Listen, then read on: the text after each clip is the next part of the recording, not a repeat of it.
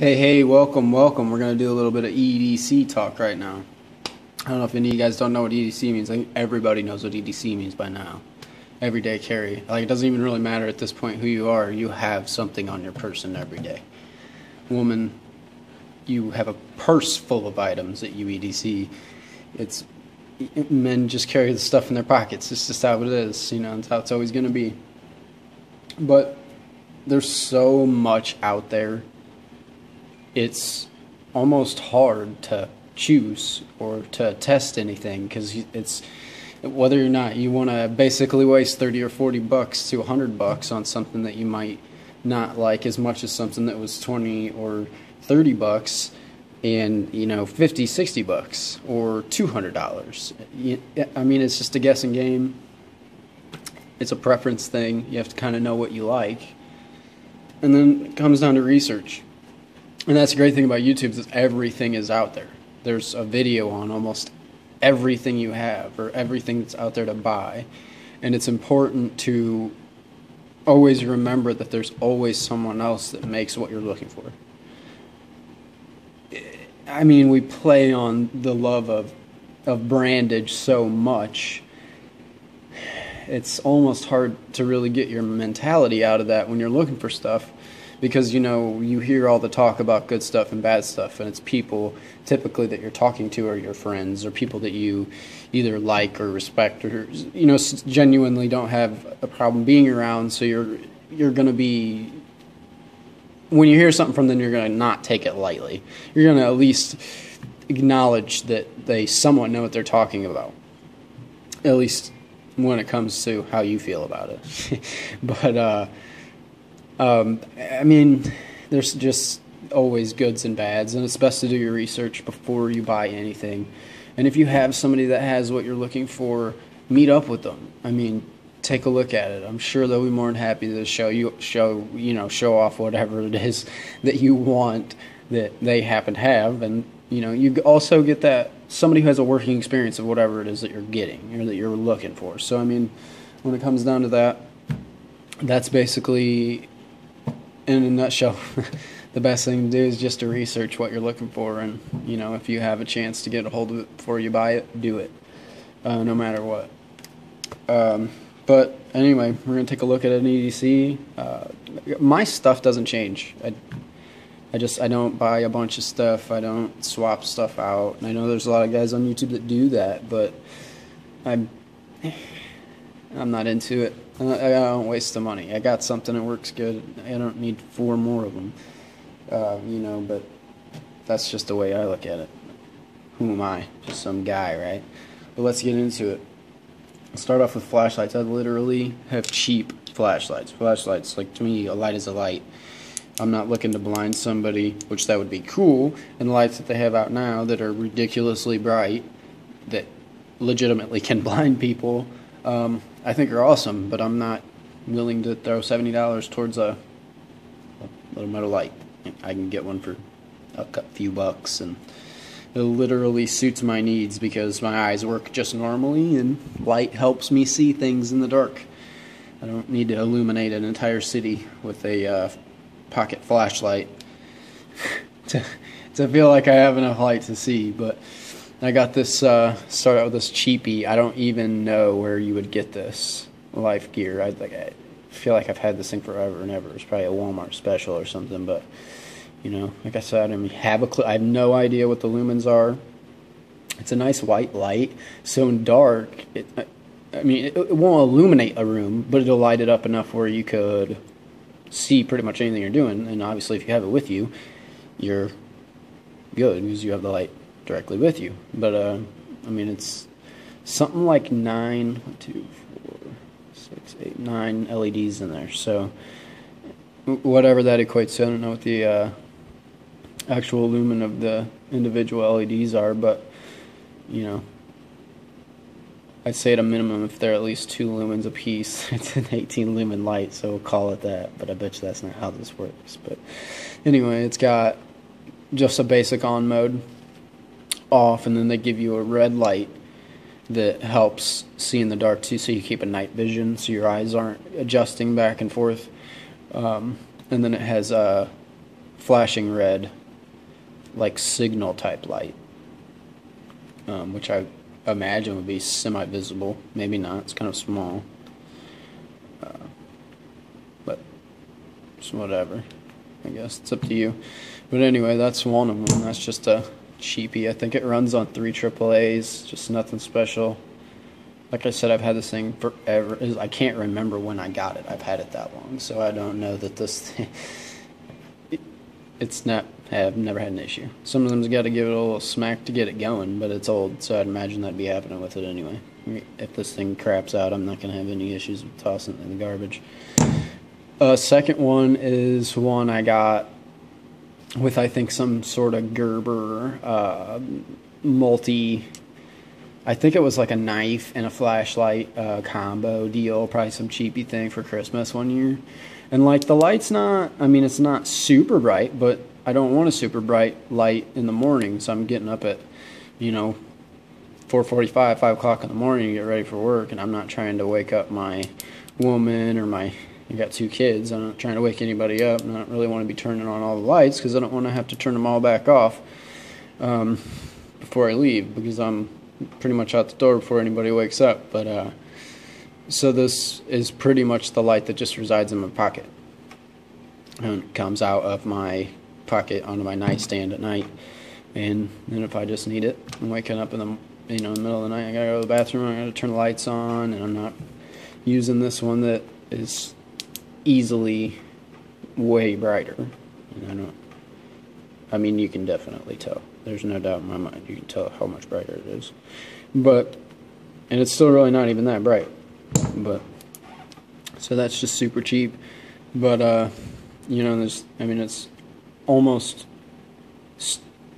dumb to not have some sort of flashlight anymore.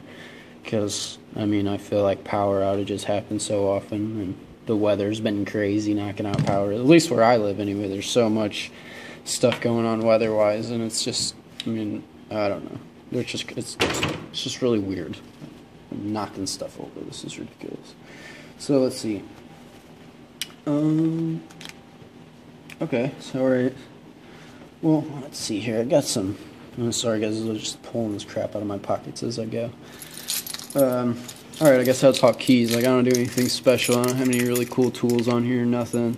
Just a little, one of those little flex kind of quick detach things that I put my trailer key and my house key on, because if I just want to run inside really quick and I got my car running, I don't want to have to shut my car off and turn it back on. I'll just pop this thing off and I got my house key, I'm good to go. No big deal about that.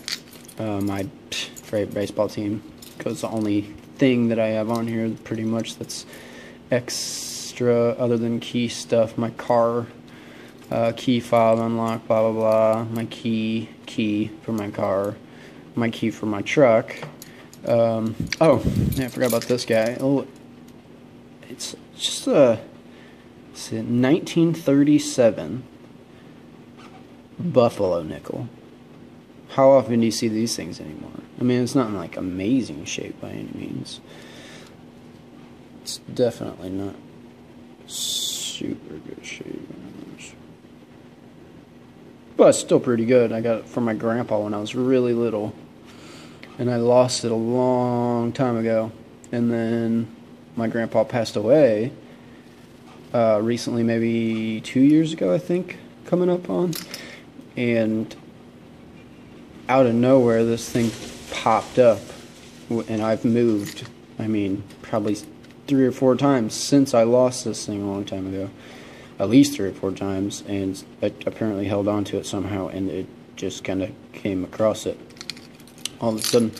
But and then I got this little Mazda RX-8. It's a rotor for rotary engines in those RX-8s. I had an RX-8 for a couple years when I was 21, and everything, like, it's my dream car. I will eventually get another one.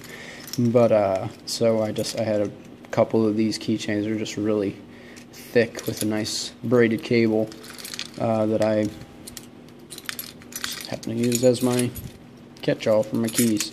But so really nothing special. I know a lot of guys have like cool multi-tools and stuff on here, but I haven't. Like I said, I got what I got, and I don't really need extra of them. None of this stuff really ever leaves my pockets unless it's going into a different pair or a different pocket, I guess, in a different pair of pants or shorts or whatever ends up being. But when it comes down to that, yeah, those are keys. Keys are keys. Really not changed, I don't think. But again, my little knives. All right. Just for like a real small. I do carpentry work. So I do a lot of cutting open boxes for cabinets and installs and stuff like that, and like cutting plastic off of baseboard and casing and stuff like that for windows and blah blah blah. And so I just wanted a nice small fixed blade, something that I was cheap and I didn't have to worry about, you know, sharpening the shit out of all the time. But this thing holds a pretty decent edge. I've only sharpened it twice. Or once, I guess, technically. Once when I got it initially, I just honed the blade real fast, and then I actually sharpened it, but it needs it again real bad. But like I said, it cuts boxes, and it cuts tape, and it cuts plastic, so it doesn't need to be like a razor, you know. But I bought this thing because it was like $20, and like I said, like I'm all about the cheap. If it'll work for what I need it for, and it's cheap, and yeah, I won't complain. Simple as that. And you know, this thing is not bad. I seen decent reviews on this thing. People liked it. It wasn't. I mean, they got 3 different designs of this thing. I feel like, yeah, because you can see in the, if you can see right there in the sheath, it's a Tanto blade. Obviously, it's not the blade that I have, right? Like, that's clearly 2 different blades, right? So their sheath is made specifically for the Tanto because it's the only one that's bigger. So your retention isn't technically in the blade itself inside there. It's in the handle part right there. The handle part's the only thing that stays exactly the same with these. So there's, I mean, this thing don't shake really. I can't even move it. I mean, I can, but it ain't gonna move when it's on you. It's technically a neck knife. It came with a little bit of paracord or whatever, but I think it was cheap paracord, and I never used it as a neck knife. I just put it on my belt, and it never came off there. I pushed it all the way up to my buckle, and then it rode in front of my buckle like that. So whenever I needed it, I just popped it on, popped it back on, good. Nothing, no big deal. It was super quick. I didn't have to dig through my tool belt for my razor knife, and like, you know, kept my razor blades good. So if I actually needed a razor knife and it wasn't using a razor blade, I'd do stupid stuff like cut cardboard and blah blah blah. And it was cheap, 20 bones, and this thing's fine. You can get, if you need it, you know, I can imagine this thing being really good at just shaving. Just the purchase you can get on this guy is, I mean, this thing melts in your hand. It's just, it's gone. This ain't coming out. Like, it won't come out of your hand. There's no doubt in my mind. But also, I mean, if you were down to nothing and somehow you had this knife on you for personal defense, not the greatest, not the first choice. Definitely not my first choice. But it would get the job done. I mean, the close quarters that you got to be in to even be successful using this knife to defend yourself would make it successful in doing so in itself, because they wouldn't even know you had the thing. I mean, this thing would be invisible, almost. I mean, you know, like, that thing disappears. And if I got this thing completely enclosed in my hand, that's gone. Like, you don't know I got this. Not in the heat of the moment. You're not paying attention to what I got in my hand if it ain't incredibly visible. You wouldn't even know I had this thing. And even, you know, I mean, if you were going to punch someone and you needed a good, because, you know, it'll keep your fingers nice and straight, across there. But even if you're whiffed, I mean, you could completely whiff and still catch a back hook, but whatever you want to call that. But I mean, it's up to you. I mean, if you got to defend yourself, if you have to defend yourself, and if that comes down to you needing a weapon to defend yourself, I'm gonna opt for, if it comes down to needing a weapon, probably drawing a pistol than pulling this thing. And if I only had this, you bet I'd pull it, because I honestly don't think that they would know that I had it. If I got away with still having it on me down to the point where I can pull this out to try to defend my life, they didn't know I had it in the first place. They don't know I have it yet, so they ain't gonna know I have it. I mean, I don't know how else I can put it to you. But obviously not a good defensive choice. I bought this thing cut plastic. So when it comes down to that guy, it's just a little utility blade. I don't really, uses more than anything else. Sorry about that camera bump, guys. Alright, so as far as folders go, I run this Kershaw Leak Black Edition that actually this little lanyard here came on that, I think. I'm pretty sure it might have came on that thing. But I pulled it off, undid a little bit of it, put it around this, so if I just decided to not rock the pocket clip, which is rare, I always rock the pocket clip, but if I'm not clipped it, if I just tossed it into my pocket and I feel this, I know I'm pulling it out handle first. It's a assisted opener.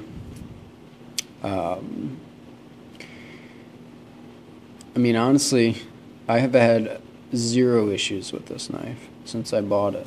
I'm not a huge steel guy, so I don't even remember what kind of steel it is. But I've had no issues with this thing. I like it. I've sharpened it once, and that was just a real quick hone. About 3-4 weeks after I got it, because I used it pretty heavy just to kind of run it through its paces real quick to see. I was curious, because when I was looking online at how this thing comes apart and what the spring mechanism is, and it's just obviously a little folded spring steel like kind of bar that is bent in half and just runs. There's a little plate inside of there. You can't really see it well, slightly, but it's in there, and it runs underneath there, and then it hooks inside a little crevice in there, and when your knife is at a certain point, it catches that thing, pushes it to its release, and then once you get it back past that release, it does its business. I run it a little bit tight because I don't want this thing springing open inside my pants. Even though there's a lock, there is a little slide lock on the bottom that blocks the blade even from coming out at all. I can't. That it works well for a piece of plastic. But I don't like doing that, because every time I do it, I'm one-handed, and now I pull this thing out of my pocket, and whatever I have in my other hand that I need a knife for, I have my hand full. So now I'm locked, and now I forget that it's locked, and now I've got to flip it out, and my whole process to pull this knife out is completely different. So I just run the tension just a little bit tighter, so it just won't, it ain't going to spring all the way open unless you put a little bit into it, which is what I want, and that's what I like. When you run your thumb every time. But it's just a little bit longer of a blade on a finer point than the fixed blade, which is pretty much all the use that this thing gets, is if I ever need just a really fine pointed knife. Otherwise, it's about a $40 letter opener. I don't even use it for that. The back side of this blade is just nasty sharp still. Just the front's kind of, and it's not dull by any means. And it's a thin enough blade where you can put a really good edge on this thing. And whatever steel this is holds a really nice edge too, for at least, you know, a few weeks. I don't know. It doesn't get a heavy use out of it for me anyway, but more than anything, if I'm somewhere and I'm bored, I'm gonna pull this thing out and fucking play with it, you know. But whatever, I've had no issues with that guy. The knives, done with the knives, on to the multi-tools. So everybody's got one of these things. I mean, who doesn't have a Leatherman, right? But this is the Leatherman Wingman, and this thing's worth its weight in gold. I use it every day. I would literally, if I had the money, I would purchase one of these for every single person in my family, just so they had one, because I use it so often. It is indispensable. But let's get honest here. I mean, I've got 2 kids, so you're telling me that I'm getting toys all the time that need batteries changed, and you're not walking around with screwdrivers in your pocket. Oh, but you are, because you got the Leatherman multi-tool, right? So you got different sizes. You got some flatties. You got some standard screwdrivers in there. They give you like a little type of package opener, which this thing's freaking sharp. I mean, this thing will cut through anything. I think they even say that you can use it to cut a seatbelt, which is not something that I've heard a lot of people mention on YouTube. I watched a lot of videos, and a lot of people carry these exact models. You know, even I think the Sidekick is the other one that's almost the exact same. And then there's a Rev, the Leatherman Rev, I think, is the name, if I'm not mistaken, of the other one that's almost like this, but they were trying to cut down on the price point because these are going up in price. I got this thing for like $30. I don't even think it was 30. It was like $27, and now they're like $40. And I'm glad I got mine when I did, because I felt like the time before I got it, I seen it there for $25, and it was, yeah, I was not about that. So I seen them going up, and I wanted one, and I grabbed one, because this thing, they say this is for light to medium duty, and to be honest with you, I've done some heavy work with this sucker. Like I said, I do trim carpentry, so all day this thing is going to get pulled out, I'd imagine 12 times easy. I mean, I have a belt that's full of tools exactly for my job, and there's some things that I find easier using this thing for. Maybe, I don't know why. Maybe it's just all in my head, guys, but I don't know. It works well, and it's spring loaded, which is something that they didn't put in the new Rev. And I can't complain. I've not been able to complain about this thing at all. I did have an issue for a while there where this thing was kind of loose, the clip, and it's still slightly loose, but it's because I got the actual bolt up here loosened a little bit, just so I can open them just a smidge easier. But there was a while there where this clip was like bad loose. So I took it out. I undid it. I pulled the whole thing off. I went inside here onto this guy with a separate pair of needle nose pliers, and I bent down that little clip in there, just that holds it from moving side to side onto the actual body, on the actual piece of the handle there. But then I went and I took a piece of a pair of regular pliers, and I gripped it here and used the needle nose and came in kind of sideways just to kind of keep any like really bad marring off of being super visible, at least that'd be in like the areas where it'd be bent and at least covered by the screw and blah blah blah. Well, I bent it just past what I felt like was flush with the actual handle, so that it would have been just past it, so that when I put it on here and actually tighten the bolt down, now it's springing that way, right? So it just constantly it's constantly wanting to go past this handle, but it can't because the handle is obviously stopping it there. So it's kept it amazingly tighter. You know, have literally no problems with this thing whatsoever now.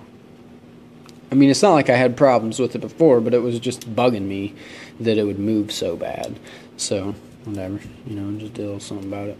But then you got a Phillips over here and a bigger standard over here. And honestly, this Phillip works really well. I mean, they call it a 3D Phillips, which it is pretty much all it is, but it works. It works. I mean, I was trying to think of an adjective, but you don't really need one because it just works. Yeah, that's about all I can say about that thing, because it works good. You can't complain there. But Leatherman multi-tool, if you can spare $30, $40, if you can spare the $60 or $70 it takes to get the big one, get it. But if you can't, and if you're like me and you have smaller hands, because I wasn't wanting to try to, I mean, I'm not trying to hold my hands like this, get the Wingman or the Sidekick. They're small, they're good, I mean, they're not just as good, but they're pretty damn good. And they're really strong. I've done crazy prying with this thing. I felt like maybe I shouldn't have been doing, but this thing, I mean, I didn't even feel like they were going to buckle. I mean, I had no issues. And there's still no movement in these. Slight, very slight movement. Okay. I don't even know if I'm going to be able to get that focused in right here.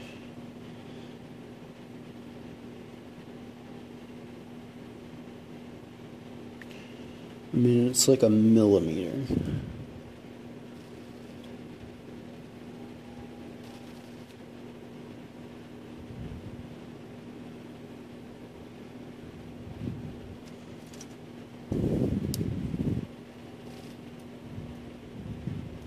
Just really slight. I don't know. I don't even worry about it. I really didn't realize it was there until right now. Alright. So what else do we got in here? Oh, I don't even have my wallet, guys. I'm sorry about that. Thought I had a wallet on me. Now, when it comes to personal carry weapons, I carry a Glock 26.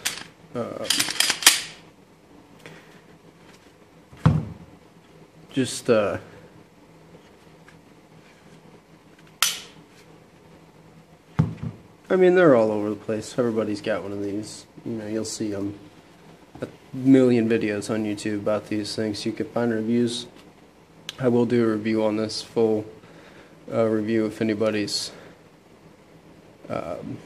looking to see one of them. But I bought mine brand new, Gen 4. I feel like I was right about 600 with this, which I felt was a pretty decent deal, so I went ahead and scooped it up. And I carry that in a holster that a lot of people like, and a lot of people dislike. The Alien Gear Cloak Tuck 3.0. That's what this guy is. And honestly, I don't have a bad thing to say about this thing. Neoprene backing. You know, it's got adjustments here for height. Can't if you want. It's already sitting at a can't when you get it. I think it's 15 degree. I'd have to check on it, but I'm pretty sure it's 15 degree can't. But I chose this particular holster because it's got the spring backer with the soft lining. It's waterproof. Same stuff they make out of all your wetsuits out of.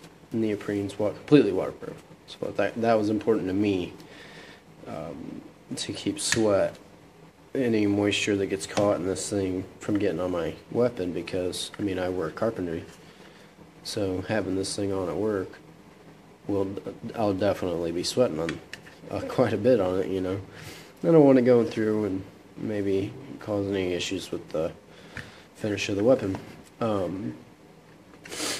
So I got this one also for the spring steel. It has on the inside layer sandwiched between the alien skin. They call this rubberized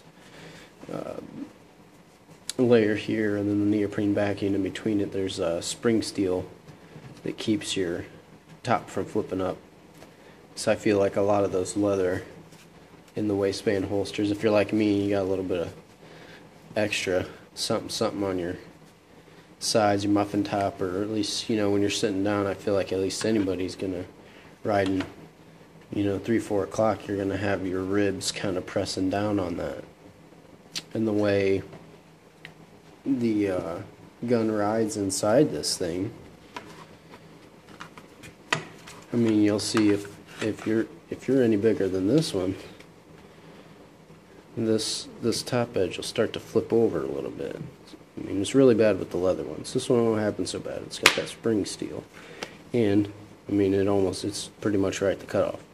There's almost nothing really to fold over. But the problem that I see in the leather ones is not necessarily that it actually happening and being an issue with, you know, drawing your weapon, as much as it's an issue with what I've heard, at least, with reholstering, because you're not putting it straight in your holster like normal. You know, to get around that flipped edge, you're covering yourself with the muzzle just to kind of angle it in there like that. You're not going straight down. So optimally, you want to, you know, not cover yourself with the barrel as much as possible. But I will end up doing a full review of this. I don't have my concealed permit yet, so I'm not carrying in public, and so I can't tell you that all day this thing is extremely comfortable. But as soon as I get home, this thing hits my hip. Any days off, or in the morning when I wake up, it goes on. Doesn't come off until I go to bed. And you know, I've only had it for a couple weeks here, so that's not very long to really give a decent opinion on it. So I don't really want to go too in depth on this thing right now. But you know, if you want to see anything like that, then I definitely can make that happen, because I really like this thing, and honestly, even all day, I can wear this thing all day around the house, and I'll barely feel it. About the weight of everything that's going on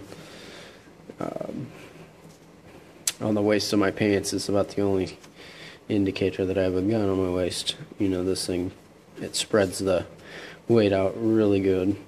The double clips, I like that about these inside the bigger inside the waistband hybrid holsters, because they have a good wingspan here with your clips, so your weight's spread across the bigger distance.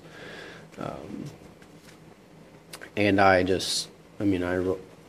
roll it kind of all the way up, so technically this thing's all the way down. It's riding about right there in my jeans, maybe a little bit lower even.